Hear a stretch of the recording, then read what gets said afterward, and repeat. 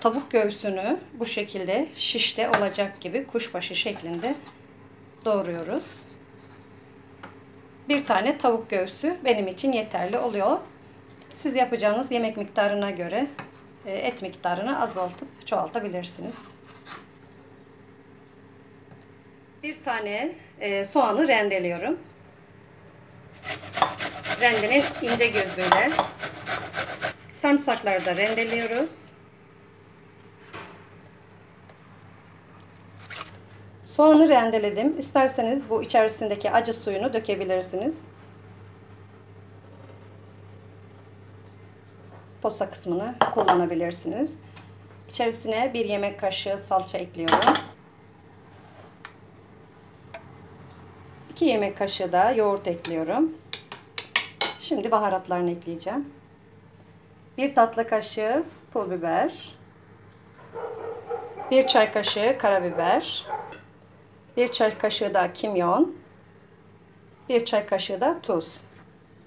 Hepsini güzelce karıştırıyorum.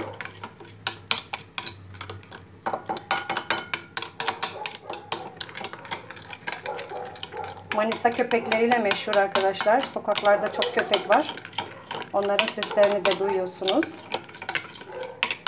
Yaptığım bu sosun içerisine doğradığım tavuk göğsünü ekliyorum.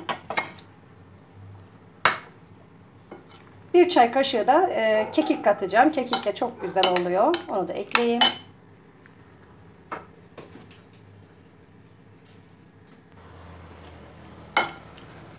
Sosu güzelce karıştırıp kasenin ağzını kapatacağım. 1 saat bekleteceğim bunu. Zamanınız varsa 2-3 saatte bekletebilirsiniz. Bu arada mutlaka dolaba koyun, dışarıda durmasın. Tavuk çabuk bozulan bir ürün. 2 yemek kaşığı kadar da zeytinyağı ekleyelim. Yağı unutmayalım. Ben unutuyordum neredeyse. Bunu da güzelce karıştıralım. Ağzını kapatıp buzdolabına koyacağım. Tavuk şişleri, kuşbaşı doğradığımız tavukları şimdi şişlere geçiriyoruz böyle. İsterseniz çöp şişlere takıp şöyle fırın tepsisinde pişirebilirsiniz. Ama ben ızgarada pişireceğim. Elektrikli ızgarada. O yüzden bu şekilde takıyorum. Hepsini takıp hazırlayacağız. Tavuk şişi yufkayla yemek çok daha iyi oluyor. Buraya 1 su bardağı su koydum. Çok az da 1 yemek kaşığı kadar da zeytinyağı ekledim. Şimdi un ekleyeceğim. Şöyle hemen azıcık bir yufka lavaş tavada yapalım. Üzerine 1 çay kaşığı tuz ekliyorum. Biraz da kabartma tozu ekleyeceğim. 1 çay kaşığı da kabartma tozu ekliyorum. Şimdi bunu özellikle kaşıkla güzelce yoğuracağım. Sonradan elimle devam edeceğim.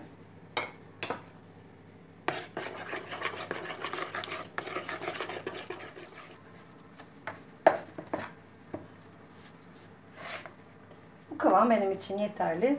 Şimdi kaşığı çıkarıp elimle devam edeceğim. Hamurumu kenara alıyorum. Kıvamı bu şekilde bakın. Ele fazla yapışmayan ama yumuşak bir kıvam. Biraz dinlenmesi gerekiyor. Hamur dinlenirse lavaşımız çok daha iyi olur. Bu şekilde yufkaları açtım. Tavada pişiriyorum. Şöyle ufak ufak. Tavam küçük olduğu için bu boyutlarda yaptım. Sizin tavalar büyükse daha büyük yapabilirsiniz. Ben öğrenci evindeyim yine. Kızımın yanındayım. O yüzden bu ölçüde yapıyorum. Şimdi elektrikli ızgaranın içerisine de patlıcanları ve biberleri yerleştirdik. Onlar balkonda pişiyorlar. Şişler de böyle hazırlandı. Şimdi sebzelerden sonra bunları koyacağız. Balkonda elektrik ve çeşme olması çok iyi. Bu benim çok işime yaradı. Sebzeler de böyle güzelce közleniyorlar. Bunları da salata yapacağım. Kaşıkla çok daha kolay. Güzel piştiyse eğer çok daha rahat alınıyor. Şöyle. Şöyle biraz nar ekşisi, 1 yemek kaşığı. dolu bir yemek kaşığı da zeytinyağı. İçerisine sumak da atabilirsiniz. Biraz da limon sıkacağım. Pul biber ekliyorum. 1 çay kaşığı. 1 çay kaşığı da sumak ekledim. Tuzunu ekleyelim. 1 çay kaşığı da tuz ekleyelim. Pişirdiğim patlıcan sayısı 4 tane. O yüzden sosunu az yapıyorum. Sizler yaptığınız sebzenin miktarına göre sosu çoğaltabilirsiniz. Sarımsak da ekleyebilirsiniz. Sarımsak da çok güzel oluyor ama ben şu anda sarımsak eklemeyeceğim. 1 çay kaşığı kadar da karabiber. Yarım limonundan suyunu ekliyorum.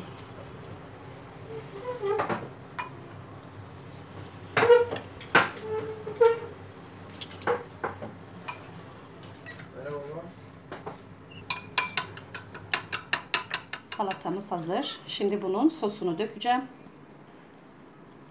İsterseniz bunları bıçakla ezebilirsiniz. İsterseniz de çatalla. Zaten karıştırdıkça eziliyor. Sosu da ekliyorum ve karıştırıyorum.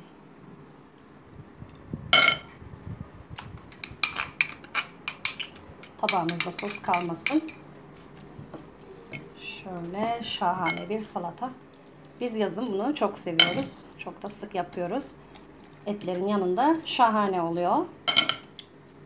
Pikniğe gittiğinizde zaten ateşin üzerinde çok daha güzel olur. İsterseniz maydanoz doğrayabilirsiniz. Bizim evde maydanoz pek sevilmediği için maydanoz eklemiyorum. Şimdi bunu da sofraya götürüyorum.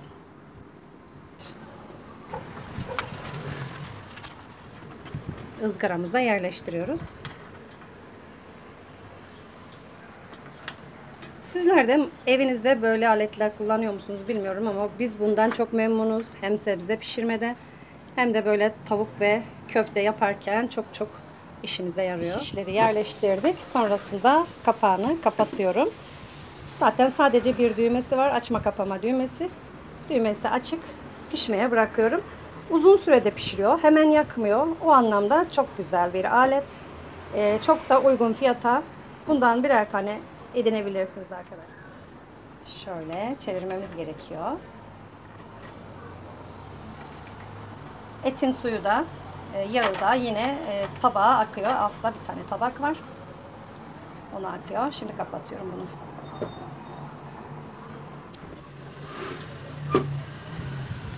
Şişlerimiz güzelce piştiler. Bir tanesini alıyorum şöyle. Buraya istediğiniz kadarını aldıktan sonra tabi. Lokum gibi oldu arkadaşlar tavuklar. Bu yöntemle sizler de deneyin. Sosu şahane oluyor.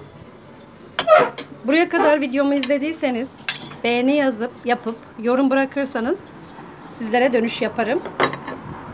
Evet, bizim bugünkü akşam yemeğimiz böyleydi. Yapan arkadaşlarıma afiyet olsun diyorum.